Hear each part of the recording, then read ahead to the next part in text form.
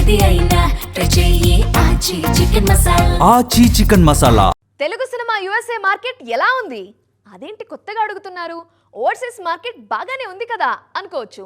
కానీ కొన్నేళ్లుగా నార్త్ అమెరికాలో మన సినిమాలు ఊహించినంత అయితే ఆడట్లేదు. మరి ఈ సమయంలో వస్తున్న పెద్ద పరిస్థితి ఏంటి? దాని టార్గెట్ ఎంత? అసలు ఈ మధ్య మన సినిమాల పర్ఫార్మెన్స్ ఎలా ఉంది అక్కడ? సంక్రాంతి తర్వాత పెద్ద సినిమాలు లేక కళ తప్పిన బాక్సాఫీస్ కి ఆ లోటు తీర్చేయడానికి వచ్చేస్తున్నాడు పెద్ది. జూన్ 4న విడుదల కానున్న ఈ చిత్రంపై ఇండియాలోనే కాదు ఓవర్సీస్ లోనూ భారీ అంచనాలున్నాయి. నార్త్ అమెరికాలో ఈ సినిమా బ్రేక్ ఈవెన్ టార్గెట్ 6 మిలియన్లు ఉన్నట్లు తెలుస్తోంది. మొత్తంగా ఓవర్సీస్ పెద్ది ముంగిట 9 మిలియన్ల లక్ష్యం ఉంచింది. కరోనాకి ముందు తెలుగు సినిమాల ఓవర్సీస్ పర్ఫార్మెన్స్ పీక్స్ లో ఉండేది. బాహుబలి 2 దాదాపు 20 మిలియన్లు వసూలు చేస్తే అప్పట్లో ప్రతి పెద్ద సినిమా కనీసం 2 నుంచి 3 మిలియన్ల వరకు వసూలు చేసేది.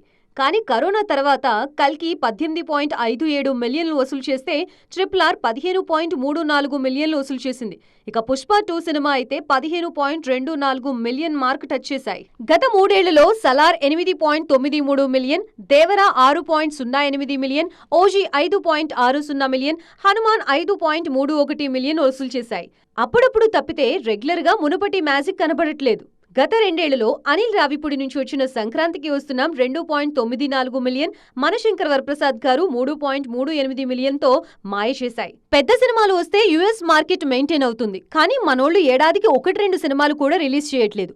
ఇలాంటి టైంలో పెద్దితో వస్తున్నారు చరణ్. ఓవర్సీస్ లో ఇప్పటికే రికార్డ్ బుకింగ్స్ తో దూసుకుపోతోంది. పెద్ది హిట్ అయితే యుఎస్ఏ మార్కెట్ కి మళ్లీ ఊపొచ్చినట్లే. చూడాలిక మరి ఏం జరుగుతోందో.